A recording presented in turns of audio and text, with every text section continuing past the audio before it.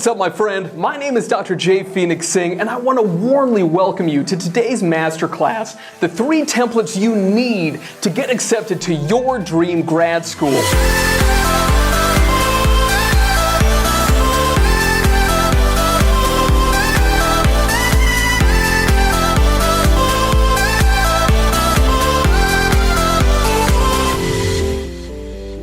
Now, I know the reason that you're here today. You're deeply passionate about the field and want to land a spot in a doctoral or master's program to make your career dreams come true. But you know, as do I, that acceptance rates are at an all-time low and that funding is more difficult to come by than ever. So we need to use every strategy at our disposal to beat out the competition and make sure that you get in over everyone else. And that's why I've designed this masterclass specifically for you to share some of the top secret templates that I've used to help literally hundreds of applicants get accepted into their dream grad schools. And now I'm going to do the same thing for you. So to get started, if it's all right, I just want to introduce myself quickly. I want you to think of me as your personal graduate school application mentor, your teammate who knows all the tips, tricks, and secrets to getting into the most competitive doctoral and master's programs in the country. And that's why I have an over 80% success rate in helping my clients get into their dream programs. In terms of my academic background, I'm a Fulbright Scholar and a faculty member at both the University of Pennsylvania as well as Cambridge. My doctorates are in psychiatry from Oxford as well as clinical psychology from the University of Konstanz, and I've authored over 90 peer-reviewed publications as well as 4 books. And I'm the only psychology professor to have lectured for all 8 Ivy League universities along with both Oxford as well as Cambridge. So that's a little bit about me, but I don't want to talk about me. I want to talk about you today and how we can work together to ensure that you get accepted to your dream grad program. Kicking things off, I want to tell you about something that I refer to as the 5 lies. These are the 5 things that most graduate school applicants believe that if they have them, that they will 100% get into one of the programs they apply to. And these are having a high GPA, having high test scores on exams like the GRE, having research experience, having in-field experience like clinical internships, and having amazing letters of recommendation. Now, 20 years ago, it may have been true that having these qualifications alone would be sufficient, but that's no longer the case. Why? Because every applicant now knows that these are expected of them. Their undergrad supervisors have told them, books and online resources they've looked at have told them, even their friends and families have told them this. All right? But the result is that if you just have those 5 criteria, most people think that compared to other applicants, they're all the way out here and ahead of the curve. But in actuality, although you do need to have all 5 of those as a baseline, I can tell you that having them makes you totally and unfortunately completely average compared to your competition. Now, I know, that's scary to hear, and I can tell you that back when I was applying about 10-15 years ago, that scared me too. But luckily, I can tell you what you actually need to beat out the competition and to be able to get accepted. So if those are the 5 lies, then I call these the 5 truths. First, you need to focus on building a personal relationship with your target supervisor. Now, this can be particularly nerve-wracking, especially if this is someone who you really look up to and respect. Figuring out how to write to them and make an awesome first impression is really hard, but it's necessary so that you can begin to form that bond. Second, you need a CV that's structured in a way that tells a convincing narrative of your educational and experiential background. Most of the time, applicants don't realize just how much fluff there is in their CV, and they don't realize how many easy ways there are to increase its effectiveness. Third, you need a truly unforgettable personal statement.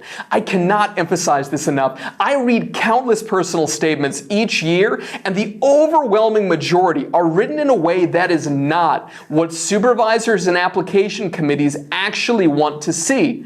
So, conquer the personal statement and you'll easily be a leading contender during this process. Fourth, to become a top 5% candidate, there are other so-called killer application materials that I want you to try to collect.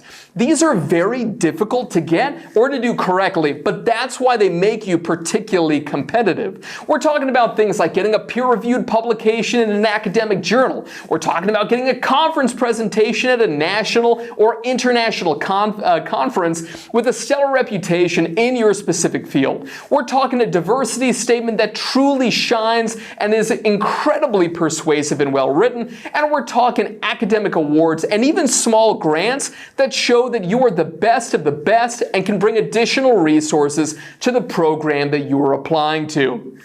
And fifth and finally, you need to perform immaculately in your interviews.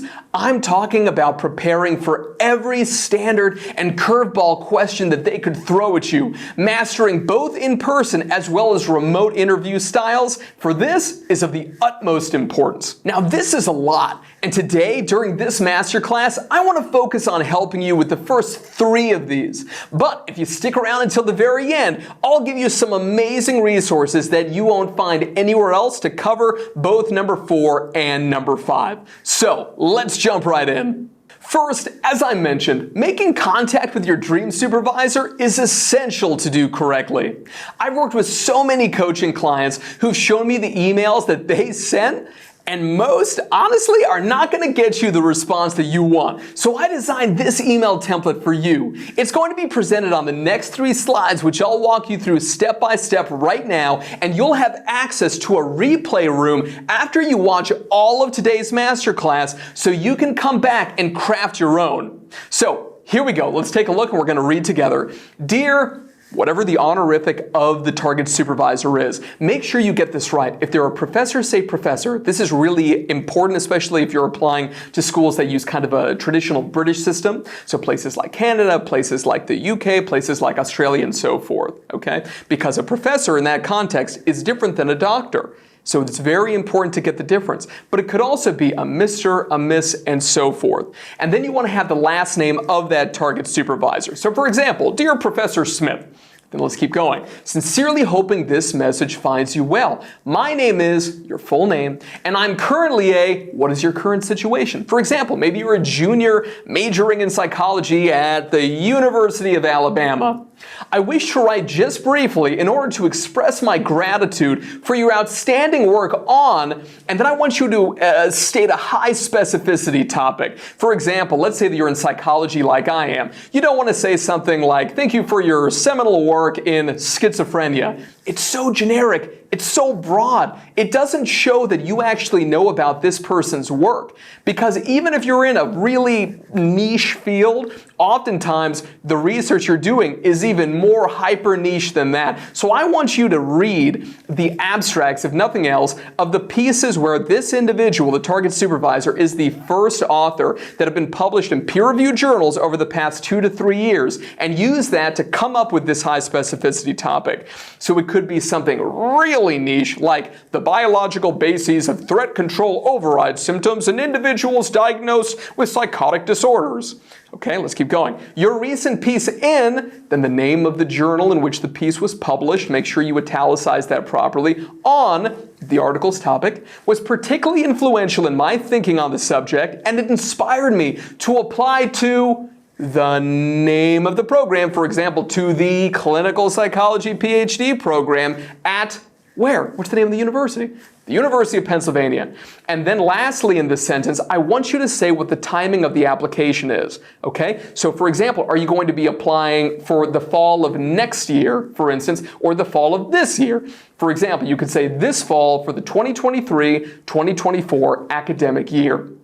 Hence, I wanted to ask whether you will be accepting a graduate student for, and then which cycle. For example, this forthcoming application cycle, next cycle, and so on. Let's keep going. Over the past year, I have been working at And then I want you to include either the name of a research lab you've been working in, a clinic, some sort of a facility, whatever it happens to be, but it needs to be something that shows a strong goodness of fit between what you're currently engaged in or have recently been engaged in. For example, maybe you're a research assistant in a lab and you're doing work that's kind of in the same vein, in the same general subfield that this target supervisor is involved with. Or maybe you're working in a psychiatric clinic if you're in a field like mine. And in this clinic, you're seeing a particular type of client, for example, an individual diagnosed with an anxiety disorder. And this researcher, this PI, this supervisor, that's the kind of work that they do. Fantastic. Then that's what we want to mention. So, for example, I give this one here, the Deep South Comprehensive Behavioral Clinic, where I have been, and then what were your main responsibilities? Now, you could include just one key one, like this, which is administering DISC assessments to incoming clients diagnosed with schizophrenia and schizophreniform disorder, or you can list a couple. That would also be fine. Let's keep going. In the coming and then near-term future. It could be in the coming semester, in the coming 6 months, in the coming week, whatever it happens to be. I hope to, and then what are some near-term knowledge or skill acquisition goals that you want to be able to build? So for example, we could say something like this, continue to acquire foundational knowledge on contemporary clinical techniques, as well as research skill sets, such as multivariate data analysis, with hopes of submitting my first journal article manuscript in the next 6 months. Something like that has all the elements that we would be looking for. All right, and then we want to finish with a strong paragraph. It's going to say, by way of introduction, please find attached the latest version of my CV. It would be an absolute pleasure if there might be time in your busy schedule to touch base via a Zoom or phone call. I'm confident that you're very busy, particularly at this time of year. So alternatively, I promise to try to attend a conference at which you will be presenting in, and then give whatever the year is where you will try to attend. All right. So as to introduce myself, formally and in person. That's the reason you're going to go to that kind of a conference.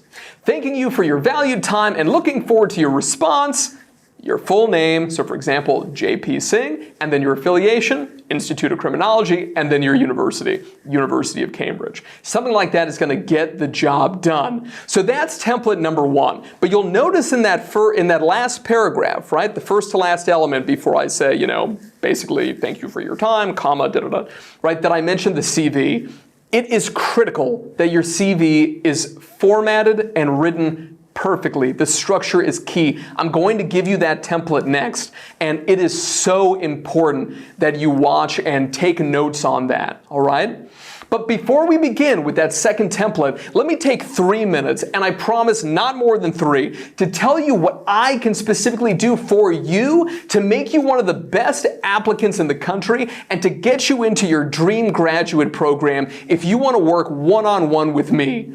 First, I help you to choose the best graduate programs for you. Whether they're doctoral or master's programs, I help you to find universities with the best fit to get you where you want to be in your career. From faculty members, to the curriculum, to the tuition cost, to the accreditation status, I've got you covered.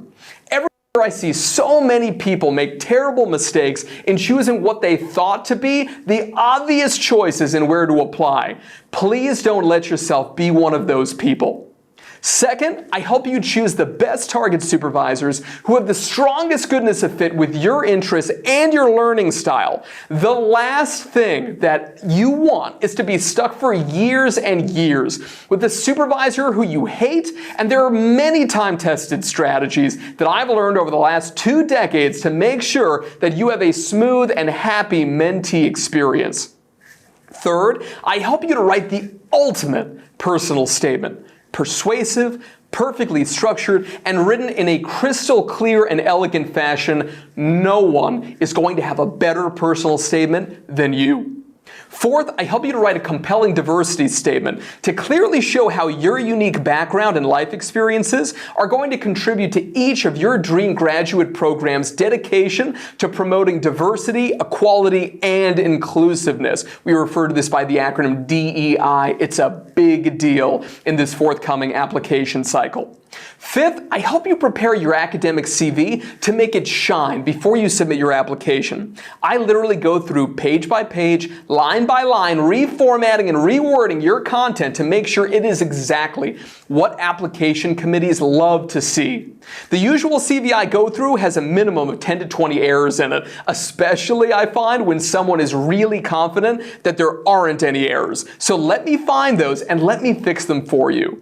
6, I help to train you in both reading as well as writing peer-reviewed publications, including things like journal articles and academic book chapters. This is one of the most critical skills in grad school, and I can help you to master it at this early stage.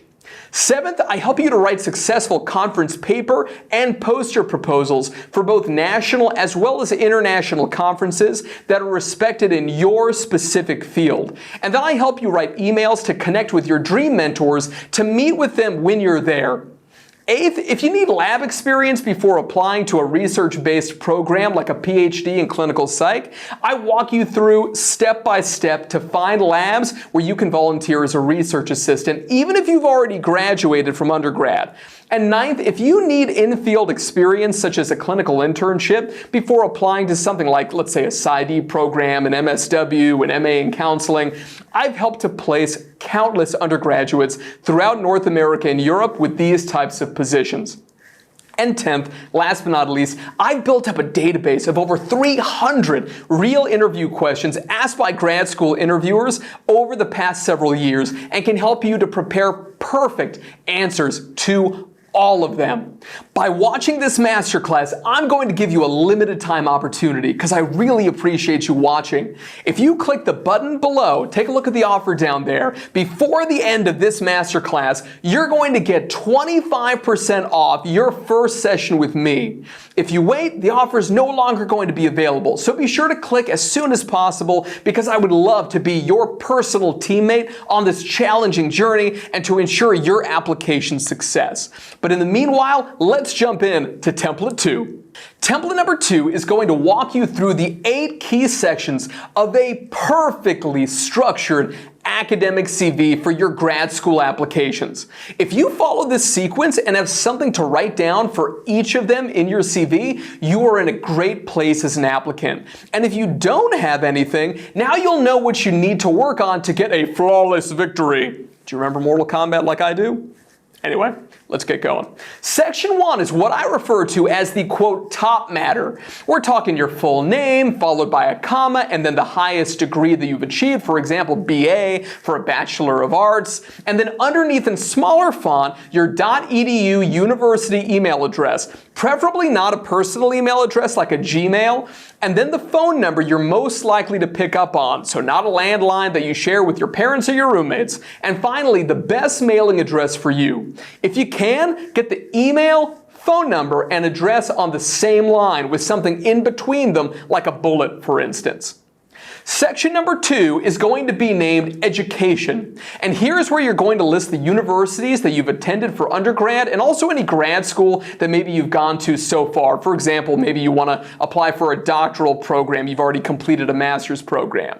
Okay? If your cumulative GPA is at the median or higher for your dream program, then put it in this section. But if not, if your GPA for your major is particularly high, then put that down instead. Make sure that you list the year you graduated or intended to graduate as well. Something I often get asked is whether you need a section on something like relevant coursework. No, they have your transcript. You don't need to put that in this section, all right? So let's keep going. Section 3 is going to be named Awards and Grants. Here I want you to bullet out literally every academic award, scholarship, or grant you've won, as well as the years that you won them. If you've won scholarships or grants, say how much you've won in parentheses. And at the very least, if you are on an honor roll like the Dean's List, put that here in this section as well. Section 4 is going to be named Research Experience and is where you're going to have separate entries for every research assistant or independent study position you've held so far. Be sure to specify the university and lab name where you worked, the name of your supervisor as well, the name of the main project that you worked on, and your primary responsibilities there. This is one of the most important sections of your academic CV, so it's important to get all of it right. Section 5 is next. It's going to be named Publications, and as the name suggests, it's going to list any peer-reviewed publications that you've gotten. Each reference there needs to be in your field standard style. For example, I'm a psychologist, so for me it would be APA style. List the publications in order of recency, and if you have any that are currently under review, you can put those first, and literally, where normally you would put the year of publication, just say under review with a capital U and a capital R, and you'll be good to go. Next is Section 6. This is going to be titled Conference Presentations. And that's where you're going to list any paper or poster presentations that you've gotten prior to applying. Again, use your field standard referencing style. And remember, undergrad conferences and conferences at your university are nice, but they don't really count. To the extent possible, you want to present at national or international conferences in your field and get paper presentations over poster presentations if you can manage it.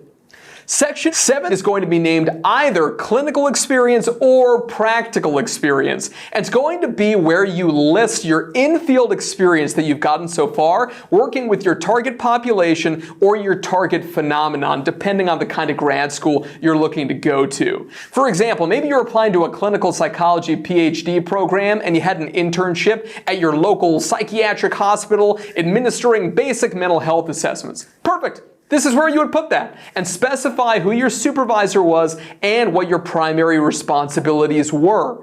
And as a quick aside, if you're applying to programs which are more clinically oriented, like a PsyD, MSW, MA in counseling, so forth, then this section is going to go above the research experience section. Right. And finally, Section 8 is going to be named Professional Memberships. This is a secret that just so few people know about, and I'm really excited to share with you. Don't just join Psy-Chi and your university's psychology society. I also want you to join the major national or international associations in your field. I want you to join them as a quote-unquote student member. It'll be inexpensive, and it's going to give reviewers of your application the perception that you're passionate enough about the field to get involved at a much higher level than the average applicant. As a last note, you do not need a skill set section, a references section, or a volunteer experience section, or something like a leadership section. You don't need those sections. Key skill sets, you can put those in your personal statement, and your references should already be writing letters of recommendation. And as for volunteer experiences, if they can't go already under something like the research experience or the practical or in-field or clinical experience section, depending on what you want to call it, then it's something where, honestly, it's not worth putting into the CV. Now, it's always something you could bring up in terms of volunteer leadership experiences during an interview, but it just doesn't have to go in the CV per se, especially because usually they limit the number of pages or the number of words that you can have in your application CV. Now, these are the 8 key sections of a perfectly structured CV, but equally important are how the CV is formatted and how the content is written. A beautiful and elegantly prepared CV will put you above your competition, and if you're interested, I can help do that for you. But for now, on to the third and my personal favorite template of today. Writing your graduate school personal statement is easily one of the, if not the, biggest challenges you're going to face during the application process. There are so many ways to get it wrong, and over the past 2 decades, I have seen everything you can imagine, but I've managed to crack the code, and now I'm going to share with you my secret 5-paragraph structure that's resulted in an 80% success rate in getting my clients accepted to their dream grad schools. And then I'm going to give you an amazing template that's going to cut down the amount of time that you spend on writing your personal statement significantly. So stick with me here. Here we go. Paragraph 1 serves as a narrative introduction to you. It's the only paragraph that bears any resemblance to an undergraduate admissions essay, insofar as it needs to start with a compelling hook that's related to a specific experience that made you passionate about your field. And remember, it's meant to hook me, keep me reading, keep me curious, keep me thinking. Say something that leaves me hanging, and then provide greater and greater context to that hook in subsequent sentences, ending that initial paragraph with a statement about how the experience resulted in your decision to apply for their specific program. So that's going to be paragraph number 1. Then we transition into paragraph 2, which is where you're going to provide information on your educational background to date. You'll want to include information such as what universities you've attended, your majors, the GPA, if it's particularly high, the nature of the coursework you've completed, but only advanced courses related to your area of graduate studies, and any leadership experience that you've acquired along the way. You see, you don't have to have in the CV. You can put it here. You want to give the perception in this paragraph that you will academically thrive in a top grad school and have established the foundational knowledge you need to jump right in and be an asset to their program. And then we transition on to paragraph number 3, which is going to focus either on your research experiences to date or your in-field experiences to date, whichever is the focus of your dream program. Let's assume for the moment that it's a program that highly values research experience, like a clinical psychology PhD program. Well, here in that case is where you're going to want to provide a narrative of what is in your CV in terms of your research assistant positions and how they've positioned you to be an effective grad student researcher. In particular, what have the projects you've worked on been and what have they taught you? What skills did you pick up along the way? This is the kind of content that I want you to put into this paragraph. And then we transition into paragraph 4, which is going to be about your in-field experiences to date. Just like for the previous paragraph, this is all about the narrative. Tell a convincing story of what these experiences have taught you and how they've equipped you with the basic practical knowledge you need to thrive in grad school. And then moving on to paragraph 5, this is the one that you are going to need to tailor most for every program you apply to. It's the paragraph in which you establish your unique goodness of fit with the program and specify how attending their university is going to help you hit your unique career goals. This is the one chance you have before an interview to show precisely why you chose their program and to show that you know a lot about their program. Bear with me for one moment though, because I'm going to come back to this one in just a second, okay? But lastly, quickly, paragraph 6 is optional based on whether you have enough pages, if there's a max page count, or enough words, if there's a max word count. The goal of this brief paragraph is simply to express gratitude for the time that readers have spent on reviewing your personal statement and stating that you look forward to hopefully having the opportunity to improve your knowledge base and skill set at their prestigious program. Now, just like for the CV, the perfect structure is one thing, but writing convincingly and elegantly is another matter. Luckily, I've developed a strategy for writing each of these paragraphs, and today I'm going to show you exactly, literally exactly, what to write for one of the 2 most difficult paragraphs in your personal statement.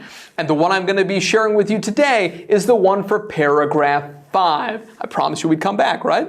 Establishing program goodness of fit with your goals. If you were wondering what the other hardest one was, no doubt paragraph 1. So hard to get right. But for paragraph 5, in terms of this template, let's have a look. Read through this with me. My academic, research, and clinical experiences over the past however many years have not only confirmed my desire to pursue could be an academic career, a clinical career, depends on what you're applying to, in your target field. For example, for me, it would be clinical psychology. But also that the name of the target program, get this from the website. Make sure that you specify exactly what the name of the program is. This is a big mess up that a lot of people have. They'll say something like this, clinical psychology PhD program. But maybe for that particular program, they call it clinical psychological sciences. Oh, big mess up. You will be rejected. It shows that you don't understand what this program is about. They'll assume you just copied and pasted this. Again, we need to tailor this, okay?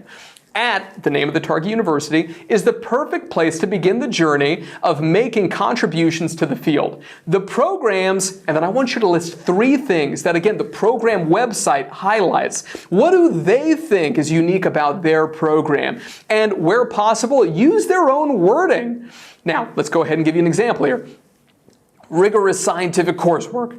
Emphasis on training students to generate empirically based knowledge and focus on clinical work informed by both traditional and emerging scholarship. Boom, boom, boom. We call it the rule of 3. Use it. Are ideal for my interests and career goals. Specifically, I'm interested in, and again, we have the honorific, doctor, professor, Mr., Miss, whatever it happens to be, and then the full name of the target supervisor. So for example, Professor Jane Doe, and there, groundbreaking empirical work on, again, a high specificity topic. You see that we can actually use the information that we entered in that email to the target supervisor, save that wording. We can reuse it here. I'm all about finding the fastest, most efficient ways to be able to get these things written for you, but at the highest quality. Again, so we could say something here, groundbreaking empirical work on the biological bases of threat control override symptoms in individuals diagnosed with psychotic disorders. Yes, you've heard that before. And then after that, I want you to add 1 to 2 additional sentences clarifying more about the research and what you would like to explore to continue the target supervisor's research line. This is really important. Don't talk about only, oh, well, it doesn't matter what the target supervisor is looking at. I want to look at this. No, think about what the target supervisor right now, what are their priorities. You can even go to their CV and take a look at what grants they're currently funded for, because that really is going to tell you what it is that they're going to be focusing on in the near-term future. And then put that here, right? Take that into consideration when you're deciding how you want to pitch yourself in your research interests. Let's keep going. The implications of these findings could, and then I want you to have a statement of the possible implications of the research that you hope to do in grad school, but specific to relevant stakeholder groups. So, for example, you could say something like, enhance our understanding of the etiology of autism and possibly improve diagnostic processes and treatment efficacy. Now, if you wanted to, you could throw in a professional stakeholder group there. For example, behavioral health professionals, mental health professionals, so on and so forth. So that's what I would say for that paragraph. So now that we've gone through today's 3 templates, I want to give you some cool additional resources that you can use on your application journey. Remember that there are many other parts of the average grad school application, and I want to give you resources for all of them. First, to learn how to write and publish peer-reviewed journal articles step by step, as well as how to write successful conference paper and poster proposals for leading conferences, I want you to check out the brief online courses at Publication Academy. And you could visit them at this link, which is www.publicationacademy.com. Next, to learn about how to write an amazing diversity statement, I want you to check out the free videos on my YouTube channel, Navigating Academia, and here's the link for that. Finally, to find academic awards and small grant opportunities, I want you to go to the websites for the main associations for your niche. For example, for me, instead of it being the American Psychological Association, more niche would be the American Psychology Law Society, which is actually Division 41 of the APA. Once you're on your niche association's homepage, I want you to look under something that will be named something like resources. It'll be a specific tab usually, to try and find the names of their awards and what you need to submit in order to win one. Remember, I also want you to become a master of interview preparation, and I know that that can be a little nerve-wracking sometimes. So write down these links because they'll lead you to full practice interview videos from me, which include samples of real questions asked to real grad student applicants over the past several years. There is nothing like these on the internet, and you're gonna love them. And if you want more practice and to be able to become even better prepared, just book a session with me. And remember, that offer is still good. And I recommend clicking down on the offer below to be able to book that session with me right now. And to close out today, I want to give you links to some of my favorite top secret grad school application resources that you aren't going to find anywhere else without hours and hours of digging.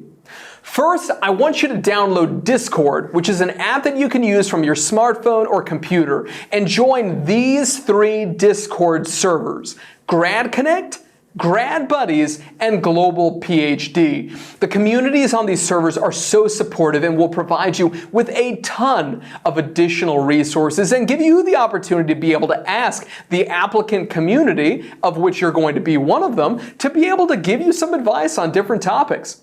Second, if you're applying for a graduate program in psychology, the best set of online resources on Google Drive that I have ever found can be found at this link on your screen right now. Write it down. And third, if you're looking for my favorite set of open access application materials registered with the Open Science Framework, you may have heard of it, acronym is the OSF, check out this link here. So that's all for today, my friend. Thank you so much for watching, and remember to click the offer button below to be able to get 25% off your first one-on-one session with me. I'm excited to be your partner on this exciting but really stressful and challenging journey, because together we're going to get you accepted. Peace, and I look forward to seeing you soon.